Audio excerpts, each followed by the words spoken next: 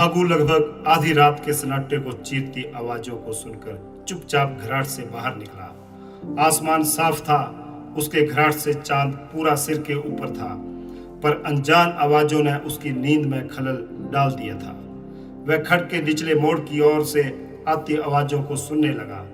फिर एकदम से उसने बाहर सुलगते अंगारों से अपनी मशाल को आग लगाई और इन आवाजों की था लेने आगे बढ़ा। हवा का बेग उससे उल्टी दिशा में बह रहा था। पानी को लांघता वह खट के मोड़ के साथ साथ धीरे धीरे आगे बढ़ा। मोड़ पार करते ही ये आवाजें साफ हो गई। वह जैसे सन सा खड़ा रहा। आगे पूरी खट घोड़ों और उन पर सवार सैनिकों से भरी पड़ी थी। वह वही दुब गया। उसे कुछ समझ नहीं आया कि आखिर यह क्या हो रहा है। सैकड़ों मशालें जुगनों की तरह फैली थी। घोड़े हिनहिना रहे थे। उसने पल में ही अपनी मशाल को बहते पानी में बुझाने के लिए फेंक दिया और फिर वही उकड़ू बन रेंगने लगा। वह पूरे दृश्य की था लेने लगा। उसे आखिर यह समझने में देर न लगी कि ऊपर किले पर आक्रमण करने के लिए किसी दूर के राजा के सैनिकों ने यही समय चुना है। बस उसे यह पता नहीं कि यह आक्रमण नेपाल के गोरखों के राजा थापा ने संसार चंद के सैनिकों की इस छावनी पर किया है। अब अगर वह अपने घराट की ओर भागना चाहे तो भाग सकता है, पर आखिर यह क्या होने वाला है, इस बात की जिज्ञासा उसके मन ने अपनी मुट्ठी में दबा ली थी। धीरे धीरे सैनिक खट से किले की और एक छोटी पगडंडी की ओर चढ़ने लगे थे। 1, 2, 3, 10, 50, 100 नहीं, 1000 के करीब थे। वह वहीं बस उकड़ू बन अनुमान लगाता रहा कि किले में तो केवल कोई 50 सैनिक होंगे। उसे पता है क्योंकि गांव से दूध, सब्जियां और शिकार तो किले में जाता है और सारा अनाज उसके घराट से तो जाता है हर तीसरे दिन। क्या यह आक्रमण है या फिर कोई उन सैनिकों के दोस्त राजा की सेना है? उसकी टांगें कांप रही थी, पर वह छुपकर हर हरकत को देख पा रहा था। अंधेरा उसका साथी था। सेना ने एक और का रास्ता पकड़ लिया था। जब तक सेना चढ़ रही थी तब तक उसके पास बहुत समय था वापस गांव तक भागने का। पर क्या बताएगा? क्या सोए गांव को जगाएगा? जीरो के गांव में कोई सैनिक है, पर जो भी हो उसे कुछ करना होगा, वरना सब के सब मारे जाएंगे। तो क्या फिर वह उन्हें बचा पाएगा? मन ने उसे जैसे घोड़े से दुलकती मारी। वह चुपचाप दुबका रहा। सेना ऊपर चढ़ चुकी थी और अब वे जरूर रुकेंगे। वह लंबी दूरी से एक पतली पगडंडी की ओर चढ़ गया। ढलान के ऊपर का दृश्य साफ उसके सामने थे। ऊपर 2 छोटी ढलानों के बीच का खाली टीला पूरा भर गया था, मानो जैसे खट पत्थरों से भरी पड़ी है। मशालों की रोशनी से कई चेहरे उसकी आंखों में छवि बना रहे थे। पल में ही वहां कुछ सैनिकों ने खैर का एक मोटा पेड़ काट डाला और भी खैर कटने लगे, कुछ सूखे तो कुछ हरे। क्या डेरा लगने लगा है या फिर कुछ और? कुछ ही पल में वहां डेरे में आग भड़क उठी थी, वैसे ही जैसे कोई चिता जलने लगी हो। बस अब उसकी भी चिताएं जल जाएंगी। नरसिंगे बजे और एक और कोई 10 मोछे लकड़ी के लट्ठे बंद दरवाजे की ओर बढ़े। पहले ही धक्के से किले का दरवाजा फट गया था और कुछ तलवारें चली और धड़ाम से कटे शरीर किले से बाहर गिरने लगे। भागू वह सब कुछ नहीं देख पाया था जो सदियों से हर युद्ध के गवाह उन आसमानी सितारों ने देखा है। किले में सिर्फ मारे जा चुके शरीर थे। किले के अंदर इंसानी शरीरों के अंदर जकड़ी आत्माएं दहशत के अंधेरे में अपने अनथके सफर पर जा चुकी थी। भागू को मात्र कुछ कटते शरीर किले की दीवार से नीचे गिरते दिखाई दिए थे। वह इस रक्तपात को देखते कब पत्थर की तरह सीधा हो चुका था, उसे पता ही नहीं चला था और एक तलवार उसकी गर्दन के करीब पहुंच चुकी थी। कौन हो तुम? जासूस तो नहीं? जी मैं तो घराटी हूँ। नीचे कुणाखंड में मेरा घराट है। कुछ ही पल में भागू नेपाली सरदार के सामने खड़ा था। आग के अंगारों के सामने वह इंसानी राक्षसों के बीच बिल्कुल अकेला था। अपनी भाषा में सरदार ने कुछ शब्द कहे तो भागू को लगा कि वह बस अब कटने वाला है। पहाड़ी धुभाषिये ने उसको आदेश दिया, पूरे गांव को खबर करो और आसपास के गांवों में भी। राजा थापा की सेना ने महल मोरियों के किले को जीत लिया है और इन सैनिकों को जल्दी जला दो, वरना गांव का कोई घर आग से ना बचेगा। हम कांगड़ा निकलने वाले हैं, सिर्फ 20 सैनिक कुछ समय रहेंगे। भागू की कांपती टांगों ने कब पगडंडियां नाप डाली उसे पता ही नहीं चला और सीधा हाँफता हुआ गांव के सरपंच के घर पहुंचा। उसके पांवों में जूते भी नहीं थे। सुबह के होने का आभास उसे हुआ था। उठो सरपंच जी, किले में सैनिकों के ढेर लग चुके हैं। इसके बाद सारा रक्तपात भागू ने सुना डाला। सबने अपनी कुल्हाड़ियां उठा ली थी। जब किले का सरदार ही नहीं बचा तो फिर कानाफूसी की भी जरूरत नहीं थी। सबने सलाह दी कि गांव को सैनिकों के कहर से बचाना है तो बस उनकी बात मान लो। बस सब जंगल की ओर निकल पड़े। हर छोटा बड़ा सबके सब पेड़ कट रहे थे। हल्दू ने बड़ा लट्ठा उठाया और ढेर पर फेंकते हुए कमलू से बोला, आज यह दिन भी देखना था, या मनहूस किला हमारे ही गांव के पास क्यों बना होगा। जब से यह किला बना है चैन किसी के पास भी नहीं बचा है।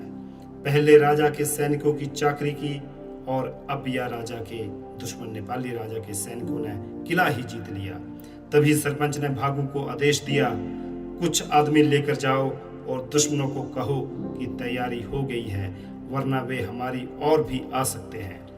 लाशें भी तो हमें ही उठानी हैं। उनका क्या भरोसा कि शवों को ऊपर किले की धार से नीचे कुनाखट में ही ना फेंक दे। कोई 10 आदमी भागू के साथ डरते डरते किले की था की ओर निकल गए थे। तब तक सेना आगे निकल गई थी। कोई 20 सैनिक बचे थे। वे किले की निशानदेही कर रहे थे। लाशें कुनाखट के पत्थरों पर बिछनी शुरू हो चुकी थी। एक लाश को उठाते ही भागू की नजरों ने जैसे धोखा खाया। एक सैनिक में जैसे हलचल हुई, उस सैनिक की उंगलियां हिली थी। बस वह वही जैसे पत्थर बन गया, फिर जैसे उसका शरीर बड़े पहाड़ में बदल गया, ताकि उस पहाड़ के दूसरी ओर की दुनिया की किसी पर नजर ना पड़े और वह चुपके से उस सैनिक को पहाड़ के आंचल में छुपा ले। वह फिर धीरे से हल्दू की ओर खिसका जो अभी लाशों में उलझा था। हल्दू, एक सैनिक जिंदा है। अगर हम उसे बचा पाए तो भगवान की मर्जी होगी। हल्दू ने पल में ही निर्णय ले लिया, अच्छा बचा लेते हैं। पर दूसरे ही पल जैसे उसके कदम रुक गए। कहीं ये सैनिक हमारे दुश्मन ना बन जाएं। मैं यह काम नहीं कर सकता। साथ में ही अगर कहीं हमारी इस हरकत का पता चल गया तो तलवारों से हमारे कटने का पूरा पूरा खतरा है। भागू फुसफुलाते हुए बोला, हम जिंदा आदमी को नहीं जला सकते हैं। भागू इंतजार नहीं कर सकता था और हल्दू अभी उधेड़पुन में समय को खा रहा था। भागू झुका और पलक झपकते ही अधमरे सैनिक को कंधे पर उठाकर टीले की दूसरी ओर खो गया। हल्दू ने भी एक लाश उठाई और खट के रास्ते निकल गया। किसी सैनिक की नजर पड़ी ही कि नहीं पड़ी, पर तब तक भागू इंसानी हमदर्दी की धुन में खो गया था। भागू पहले तो अपने गांव की ओर सैनिकों को उठाकर दौड़ा था। भागू ने गांव तक कोई 4 कोस का रास्ता तय करना था, पर बिजली की कौंध सी उसके मस्तिष्क में उठी, अरे पागल, पूरे गांव को जलाएगा तू। और बस उसने अपने घराट की ओर पैर मोड़ लिए। वह किसी पगडंडी पर नहीं भाग सकता था। उसे तो उजाड़ टीलों को पार करके सीधे कुनाखट की ओर अपने घराट तक भागना था। 70-80 किलो का भार उसके कंधों को दबा रहा था और मन का शोर उसका पीछा कर रहा था। टीले को पार करते गहरी उतराई थी और आगे बांस, शीशम, खैर और आमों के पेड़ों के बीच का घना अंधेरा उसके लिए सुरक्षित रास्ता बनाने का इंतजार कर रहा था। लेकिन भागू की आंखें अब थक चुकी थी। उसे तो बस यह भी पता नहीं था कि जिसे उठाकर वह दौड़ा है कहीं वह लाश ही तो नहीं, पर मन में एक लकीर खींचता जा रहा था। उसे सिर्फ इतना विश्वास था कि बस उसके घराट के अंदर रखे घड़ों का ठंडा पानी पीते ही या अधमरा सैनिक पल में उठ खड़ा होगा और उस भले मानस भागू के हाथों की बनी मक्की की रोटियां खाकर फिर अपने प्रदेश को निकल जाएगा। भागू का घराट पुणाखट के किनारे आम के पेड़ों के झुरमुट के साथ ही है। भागू की पुरखों का घराट है। भागू के पुरखों का घराट है। जब उसका बापू इस दुनिया से चल बसा तो भागू ने घराट को संभाल लिया। एक और जंगल और दूसरी ओर पानी को मोड़कर कोई 500 गज नहर उसने अपने हाथों से बनाई है। पक्के जलोथर पत्थर लगाए हैं कुल के दोनों ओर। भागू इस किले से परिचित है जब से यह किला बना है। उसके दादा ने कई कहानियां इस किले की सुनाई है, अपने राजा की सुनाई है। यह किला कुछ गांवों के लिए वरदान है तो कुछ के लिए मुसीबत। किले तक हर सब्जी, हर दाल, अनाज, शक्कर पहुंचाओ और अपनी गुजर बसर के हिसाब से सिक्के ले आओ। ये मलका के सिक्के भी तो किले से लाकर ही देखने को मिलते हैं। उसके दादा ने तो मजदूरी भी की थी जब किला बना था और अब उसके घराट में ही तो किले का अनाज पिसता है। कभी 50 तो कभी 100 सैनिकों के लिए उसका घराट कभी नहीं रुकता है, चाहे उसे पूरी खट ही बांधनी पड़ जाए पानी के लिए। उधर भागू की तरह कई लोगों ने पूरे गांव का जंगल काट दिया था। चित्ताएं सजने लगी थी। भागू के पैर ने जैसे धोखा खाया। उसकी एक टांग पूरी तरह मुड़ गई पर पल में ही संभल गया था। उतराई को उसने एक एक कदम नापते उतरा था और खुद ही रास्ता बनाया था। सैनिक की बाहें भागू के कंधों पर झूल रही थी। भागू ऐसे हाँफ रहा था जैसे उसका कलेजा फटकर उसके मुंह से बाहर गिर जाएगा। मुंह सूख चुका था, चाहे वह खुद भी 5.5 फुट का लंबा जवान है, पर एक आदमी को इतनी दूरी तक उठाना, वह भी बिना रुके, बड़ा कठिन काम है। भागू ने डर के मारे पगडंडी पर यह कर दिखाया था। अधमरे सैनिक के जख्मों में रिश्ते खून की लकीरों ने उसके शरीर को भिगो दिया था। घराट में पहुंचने से पहले कुल्हे पर भागू ने सैनिकों को जमीन पर बिछा दिया था। वह घराट की ओर दौड़ा। घराट के बट अभी भी घूम रहे थे। उसने खूंटे से टंगे अपने पैजामे को और कुर्ते को उतारा और घड़े से लोटा भरकर सैनिक की ओर दौड़ा। पानी का घूंट सैनिक के खुले मुंह में डाला, पर वह उसे बेजान शरीर के अंदर नहीं गया। फिर उसने सैनिक के खून से लथपथ कपड़े खोले और अपना कुर्ता व पजामा पहना दिया। चिथड़े उसके घराट के सामने बड़े पत्थर के पीछे छुपा दिए। फिर झट से अपने कपड़े खोलकर कुल्हे में धोए और गिले ही पहनकर सैनिक को उठाकर और घराट के अंदर ले गया। उसने बड़े खूंटे से टंगा खुदुल्लू घराट के अंदर चूल्हे के पास बिछाया और सैनिक को लिटा दिया। फिर आग सुलगाई और अपने हाथों को गर्म करके सैनिक के चेहरे को तपाने लगा। कोई हलचल अभी तक नहीं हुई थी। खून की पपड़ी उसके पेट के ऊपर जमी हुई थी। एकदम से उसे बैत ताऊ का ख्याल आया। वह उठ खड़ा हुआ, बाहर से चिटकनी लगाई और फिर अपने गांव की ओर दौड़ पड़ा। उसे बस चुपचाप बैत ताऊ को अपने घराट तक पहुंचाना था। उसके दिमाग की सारी ऊर्जा अभी तक बैत ताऊ को घराट तक लाने, सैनिक के ठीक होने, वो उसे यहाँ से दूर भगाने की थी ताकि नेपालियों के हाथ से या बच जाए। वह बैत ताऊ की परीक्षा है, उसके हाथ के गुण की परीक्षा है। गांव में इस वक्त कोई मर्द ना था। सब के सब लकड़ियां काटने व शमशान पर थे। गांव के बच्चे और महिलाएं अपने घरों में मारे डर के स्तंभ थे। उन्हें हिदायत पहले ही मिल चुकी थी। भागू ने धीरे से बैत ताऊ का दरवाजा खटखटा दिया और बाहर से ही बोला, भागू हूँ ताऊ, अंदर आ रहा हूँ। ताऊ पल में निश्चित हुआ और अंदर आने की आवाज लगाकर बोला, अब कौन सी बुरी खबर लाए हो भागू? भागू ने दरवाजा अंदर से चिटकनी लगाकर बंद किया। ताऊ हुक्का गुड़गुड़ा रहा था। भागू हुक्का अपनी ओर खींचते बोला, पहले 2 कस खींच लेता हूँ ताऊ। हुक्का अभी ठंडा ना था। गुड़गुड़ के साथ भागू के मुंह से फरियाद निकलने का इंतजार कर रही थी। लंबी सांस खींचकर बोला, 1 बच गया है। तलवार उसके पेट के एक कोने में घुसी है और एक छाती पर वार हुआ है। मैं उसे उठाकर अपने घराट में सुला लाया हूँ। ताऊ ना मत कर, उसे बचाना होगा।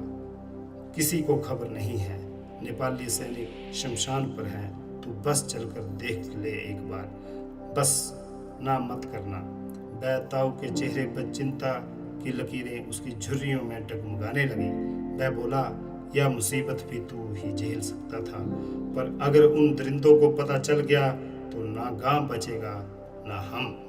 ताऊ, अब कुछ भी हो, मैं उसे घराट पर मरता नहीं छोड़ सकता। तुम्हें चलना होगा। बच्चा, तूने इस बूढ़े वैद्य को मुसीबत में फंसा दिया है। अगर कुछ बुरा हुआ तो गांव मुझे कभी माफ नहीं करेगा, तेरे को और मुझे भी कोसेगा। ताऊ, गेहूं का छोटा बोरू उठाओ और मुझे भी भर कर दो। हम गेहूं पिसाने के बहाने घराट तक चुपचाप चलेंगे। वे सारे सैनिक शमशान पर हैं, घराट की किसे सुध है। बस वैद्य, ताऊ और भागू ने अनाज के छोटे बोरू सिर पर उठाए और साथ में वैद्य, ताऊ ने अपनी जड़ी बूटियां अनाज के बोरू में सूती कपड़े में बांध कर डाली और घराट की ओर दबे पांव निकल गए। घराट में पहुंचकर घायल सैनिक के चेहरे पर ताऊ की नजर पड़ी तो निराशा के बादल उमड़ पड़े। वह बोला, भागू, इसका चेहरा सफेद पड़ चुका है, नब्ज इतनी धीमी है कि बस भगवान ही इसे बचा सकता है, आंखें सफेद पत्थर सी हो गई हैं। वैद्य बदू बताया, सिल बट्टा तो ना होगा, 2 पत्थरों का इंतजाम करो और आग जलाओ, काढ़ा बनाना होगा। भागू बाहर से 2 पत्थर उठा लाया, आग जलाई और वैद्य ने सूखी जड़ी बूटियां उबलते पानी में डाल दी। साथ में पानी मिलाकर बूटियों का पत्थर पर लेप बनाता रहा। एक एक बूंद इसके मुंह में टपकाओ, भागू मैं कटे शरीर पर लेप लगाता हूँ। इधर इस घायल सैनिक की डूबती सांसों को गहरी झील में ढूंढने के लिए दोनों इंसान डुबकियां लगा रहे थे और इधर लकड़ियों के ढेर पर सैनिकों के शव बिछ रहे थे। आग लग चुकी थी। गांव के 50 आदमी इस शमशान की किस्मत पर रो रहे थे। हाथों में तलवारें लिए नेपाली सैनिक दूर से इस दृश्य पर अपनी गिद्ध दृष्टि जमाए थे। दूसरी ओर भागू के घराट के बाहर खपच खपच की आवाजें मामूली किवाड़ से अंदर आने लगी। भागू चौकन्ना हो गया। इससे पहले कि वह बाहर निकलता, कौन है अंदर? जरा बाहर निकलो, हम प्यासे हैं, पानी का घड़ा भरा दो। भागू के होश उड़ गए थे। वह सैनिकों की आवाज थी। वैद्य, ताऊ ने झट से सैनिक को खंदोलू में ढक दिया। भागू घड़ा हाथ में उठाए धीरे से बाहर निकला। जी सरकार, ठंडा पानी है। सामने 2 सैनिक खड़े थे, उनकी तलवारें मयानों में थी। दोनों ने छोटे घड़े को अपनी हथेलियों में टिकाकर लगभग आधा गटक लिया था। तुम तो सुबह गांव वालों के साथ थे। एक सैनिक ने भागू पर विस्मित नजर डाली। जी सरकार, कई गांवों का अनाज इसी घराट में पिसता है। मैं घराट का पानी मोड़ने आया था, गांव का आदमी अनाज पिसवाने आया है। चलो घड़ा बढ़कर हमारे साथियों तक लाओ, हमें शमशान का पहरा करके आगे कूच करना है। सैनिक इधर उधर नजरें घुमा रहे थे। उधर वैद्य, ताऊ ने अपनी बूढ़ी जान में अधमरे सैनिकों को घसीट कर घराट में जैसे आटे में दबा दिया था। भागू घड़ा भरने के लिए बावड़ी तक निकलने ही लगा था कि पीछे से जोर की लात उसकी पीठ पर पड़ी। हरामी, कौन है अंदर? एक सैनिक के हाथ में उसकी पत्थर के पीछे छिपाई उस अधमरे सैनिक की पोशाक थी, जो खून के सूखने से सूखे पत्ते सी लहरा रही थी। गुस्से से लाल आंखें और हाथों में तलवारें लहरा रही थी। एक सैनिक आगे बढ़ा और किवाड़ को लात मारकर अंदर घुस गया। ताऊ झट से बाहर निकल आया था। कहाँ छुपाया उसे? सैनिक घराट में चहूं और बिखेर आटे पर सरसरी नजरें डालकर हड़बड़ाहट से मैं बाहर निकला। दोनों पांवों में गिर चुके थे। हमें माफ कर दो सरकार। दोनों हाथ जोड़े घुटनों पर बैठे थे। बिजली की तेजी से दूसरा सैनिक अंदर घुसा और फिर उसके साथ पहले वाला भी। अंदर से आटे का गुबार छोटे किवाड़ से बाहर आने लगा। फिर कुछ ऐसी आवाजें जो काटने की थी। दोनों सैनिकों ने सारे बोरू तलवारों से फाड़ डाले थे। पल में ही दोनों सैनिकों की खून से लथपथ तलवारें घराट से बाहर निकली। दूसरे हाथों में अधमरे सैनिक की एक एक टांग पकड़े उसे घसीटते हुए बाहर। दोनों के चेहरे पर मामूली मुस्कुराहट थी। अच्छा, तो तुम दोनों इसे बचाना चाहते थे। एक सैनिक फिर से गुस्से की आग से बरसा, उठाओ इसे और शमशान ले चलो, वहीं तुम्हारा फैसला हो जाएगा। भागू ने पल में पूरी लाश अपने कंधे पर उठा ली थी।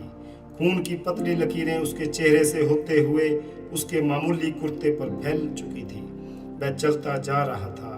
कुछ दूरी पर चलने के बाद भागू के मन ने उसे झकझोरा। वाह रे बहादुर इंसान, तुम वही हो जो एक बार तेंदुए से भी भिड़ गए थे और अभी इन दो विदेशी परिंदों के पीछे दुम हिलाए दौड़े हो। लानत है तुम पर, तुम वही हो जो उफनती गुनाह में अपने बह रहे चाचा के बेटे को खींच लाए थे। भागू के शरीर की ताहें में दुबके दूसरे मन ने कहा, या दो नहीं 20 और भी हैं, वे पूरे गांव को जला देंगे। तेरी बहादुरी का इस वक्त कोई मकसद नहीं, चुपचाप सहन कर जा। मन ने फिर कहा, वे हमें नहीं छोड़ेंगे। जो काम हमने किया है उसे ये विदेशी दरिंदे सहन नहीं कर पाएंगे या कभी नहीं चाहेंगे कि इस किले के इर्द गिर्द इस तरह इंसानियत के पौधे उगे। विद्रोह उनके लिए अभिशाप है, मौत तो निश्चित है। मन ने झुंझलाहट को पगडंडी पर फेंका और पल में ही भागू ने शव नीचे पटक दिया। दोनों सैनिक पलटे। उन्होंने सोचा कि भागू से लाश गिर गई। वे लाश उठाने को झुके ही थे कि भागू ने एक की तलवार म्यान से खींचकर दूसरे के गले को रेत दिया था। वह वही धड़ाम हो गया था। पहले सैनिक ने उसे दबोच लिया था, पर बिजली की तेजी से धोबी पछाड़ के साथ ही वह सैनिक भी जमीन पर था। कई बार उसके शरीर को काट चुके थे। वह ताऊ की आंखों ने जो देखा था वह अब तक झीरों की जात ने नहीं देखा होगा। भागू भागते हुए चिल्लाया, मैं तुम्हारे गांव का नहीं हूं ताऊ, किसी और ही प्रदेश का नौकर हूं। देख ताऊ, पूरा काम खत्म। गांव को आंच नहीं आनी चाहिए। मैं इस गांव का था ही नहीं, मैं तो कांगड़ा का झीर था। वही भाग गया। कांगड़ा किले का जासूस था। यही घराटी बंद किले का पहरेदार था। बस तुमने यही बताना है सबको। भागू पल में ही पेड़ों के झुरमुट में गायब हो गया था और बैद ताऊ ने चुपचाप घसीटते हुए गांव की सीध पकड़ ली थी। दोनों सैनिकों की लाशें भी खट के शमशान पर जली थी। इसके बाद भागू कहाँ गया, गांव वालों को पता नहीं है। 18 सैनिकों ने एक भागू को ढूंढने में कई यत्न किए, पर वे कोई निशान नहीं ढूंढ पाए। उधर नदौन और कांगड़ा के किले को जीतने के लिए थापा की सेना ने अपना पूरा ध्यान लगा दिया था।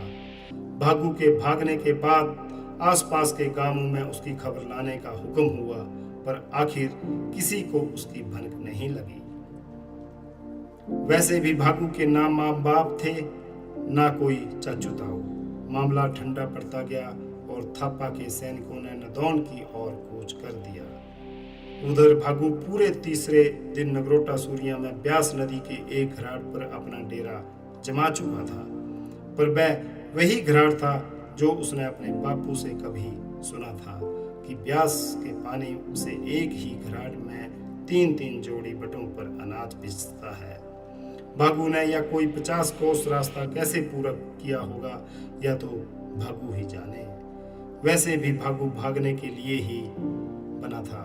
जब वह घाट पर पहुंचा तो रास्ते में उसने मांग मांग कर कई जगह खाना खाया था। बस भगवान का धन्यवाद करता रहा और उस अनाज का भी जो उसने अपने घाट पर कईयों को बांटा है, उसी के प्रसाद के रूप में यह सब हुआ है। भागू ने घराटी को बाहर से आवाज लगाई, सुना है भाई, यह वही घराट है जो 10 कोस के गांवों के अनाज को पीसता है। मैं इसी के दर्शनों के लिए यहाँ पहुंचा हूँ। अंदर से कोई 70 वर्ष के बूढ़े की आवाज सुनाई दी, रुको भाई, बाहर आकर बात करते हैं। कौन हो? क्या परदेसी हो? सुकेत के हो या फिर कांगड़ी? नहीं उस्ताद, वक्त का मारा हूँ, ना माँ बाप ना सगे संबंधी। बस माँ ज्वाला के दूर से दर्शनों के बाद ब्यास की धारा की उंगली पकड़कर इस बाती में घूमने की लालसा से निकल आया हूँ। बूढ़े घराटी ने भागू को ऊपर से नीचे तक नापा और बोला, वैसे ठीक कह रहे हो भाई, ऐसे काम तुम जैसे नौजवान ही करते हैं। जात क्या है तुम्हारी? भागू का जैसे मुंह सूख गया। मैं बोला, 2 मक्की की रोटियां आज रात खिला दोगे तो तेरी मेरी जात एक ही हो जाएगी। बस भागू और फलातू घराटी धौलाधार की तलहटी में बसी इस वादी में आसमान के साए में रोटियां सेक रहे थे और फिर बटों की घिस्ट घिस्ट की आवाज में अपने जीवन की केवल वही गाथाएं सुना रहे थे जो रिश्तों की शुरुआत होने से पहले इंसान सुनाते हैं। भाई भागू, मुझे एक आदमी की बहुत जरूरत है। मुझे लगता है तुम्हें ईश्वर ने इसी काम के लिए भेजा है। तुम काम भी जल्दी सीख जाओगे। भागू के मन की अंदर की तहों में लहरें उठी, ठीक वैसे ही जैसे सावन भादों में ब्यास नदी में उठती हैं। बस भागू और फलातू का संगम हो गया था। भागू घराट छोड़ता नहीं और फलातू अपने परिवार के पास आता जाता रहता। फलातू कभी सुनाता, भागू भाई, अब गोरखा राजा का राज है। उसके सैनिकों ने कुछ भी नहीं छोड़ा है। नदौड़ में राजा की राजधानी में लूट फूट करके, फिर कांगड़ा के किले में लूट फूट करके वे अब कुछ शांत हुए हैं। राजा को वहां से भेष बदलकर आम लोगों की तरह धक्के खाते हुए भागना पड़ा और अब सुनने में आया है कि वे सुजानपुर में कहीं छुपे हैं। भागू बोला, बस चाचा, मुझे तो इन सैनिकों से बड़ा डर लगता है। तुम ऐसी बातें सुनाया ना करो। फलातू बात बदलते हुए भागू के असली घर का पता पूछता और भागू टाल मटोल कर देता। फलातू बोलता, भागू, मैं किसी अनजान आदमी पर विश्वास नहीं कर सकता। तुम्हारी जात का भी कुछ पता नहीं। भागू कहता, अब तुम बुजुर्ग होकर भी नहीं जान सके। भला तुम्हारे 3 घराटों को जिसने चलाया हो उसकी जात तो घराटी की ही होगी। बाकी विश्वास तो तुम्हें करना ही होगा। मैंने तेरा नमक और रोटियां खाई हैं। 2 साल बीत गए थे। एक बार फिर भागू संकट में था।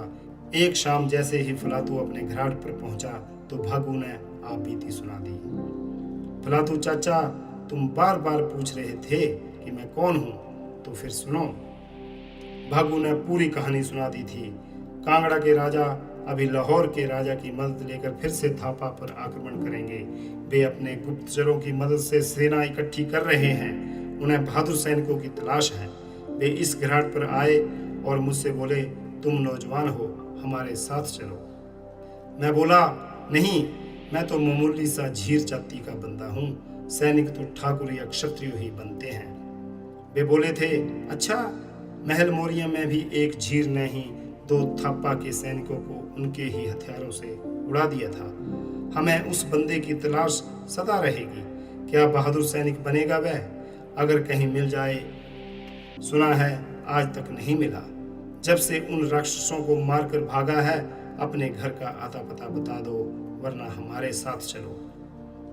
बस मैंने उन्हें अपनी असली पहचान बता दी। फलातू लंबी सांस लेकर बोला, तू खास मानू है। मुझे तेरी बातों से भान होता था। अब तुझे जाना ही पड़ेगा। कहीं दुश्मन सैनिकों को भनक लग गई तो फिर तू ना बचेगा और ना मेरा घराट। बस तेरा मेरा हिसाब पूरा हुआ। तुझ पर फक्र रहेगा जो तूने 2 साल मेरे घराट पर बिताए। घराट के बट जैसे रुक गए। भागू राम के पांव नीचे की धरती ने पलटी मार दी और हड़बड़ाते हुए फिर खड़ा हो गया। भागू घराट के बाहर मंजे पर सोया तारों से बातें कर रहा था। भागू को रात भर यही सपने आते रहे कि उन जालिमों ने उसके गांव का क्या हाल किया था। हर किसी को मारा पीटा होगा। वह तो उस घटना को भुलाने के लिए कई प्रयत्न करता हुआ यहाँ तक पहुंचा था। भागू ने निर्णय ले लिया था और वह 10-12 मक्की की रोटियां कपड़े में बांधकर सुजानपुर के किले की ओर निकल गया था। छिपते छिपते भागू नदौन होते हुए तीसरे दिन सुजानपुर के अज्ञात डेरे की सेंध लगाता हुआ एक गुप्त स्थान पर पहुंच चुका था। यह स्थान उसके अपने महल मोरिया से कोई 20 कोस ही दूर था। भागू राजा की सेना में शामिल हो चुका था। अब सब नए सैनिकों का मुख्य उस्ताद था वह। वहां उसके कई शागिर्द थे बने। भागू के अंदर सिर्फ एक ही मकसद की ज्वाला भड़क रही थी कि वह कब महल मोरिया के किले पर फिर से अपना अधिकार करे और अपने घराट को फिर से चलाए। कांगड़ा के राजा की मदद के लिए सरदारों की सेना ने कांगड़ा किले पर धावा बोल दिया था। थापा ने इतनी बड़ी सरदार सेना के साथ डर से पहले से संधि कर ली। उधर पहले ही एक सैनिक टुकड़ी जिसमें भागू के सूबेदार के हाथ में कमान थी, उसे महल मौर्यों के किले की ओर कूच करने का आदेश हुआ था। भागू की टुकड़ी महल मौर्यों के किले के करीब धावा बोलने के लिए पहुंच चुकी थी।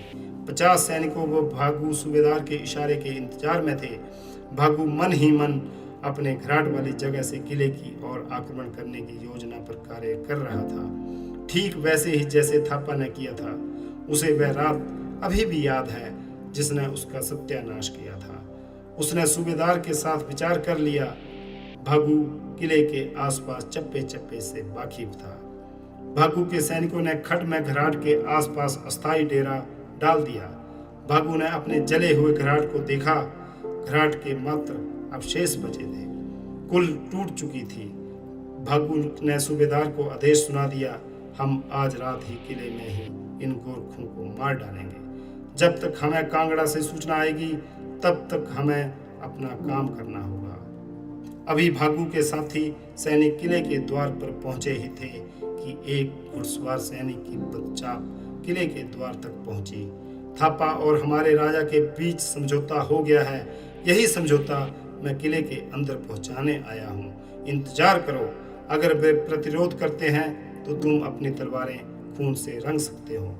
वैसे भी 50 से ज्यादा नहीं है ये विदेशी। सारा परिदृश्य बदल चुका था। भागू घराटी एक और रक्तपात से बच गया था।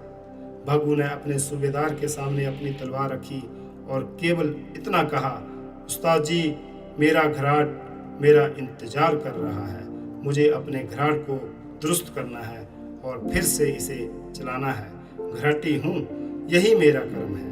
और भागू अपने घराट की मुरम्मत करने में जुट गया था। धन्यवाद।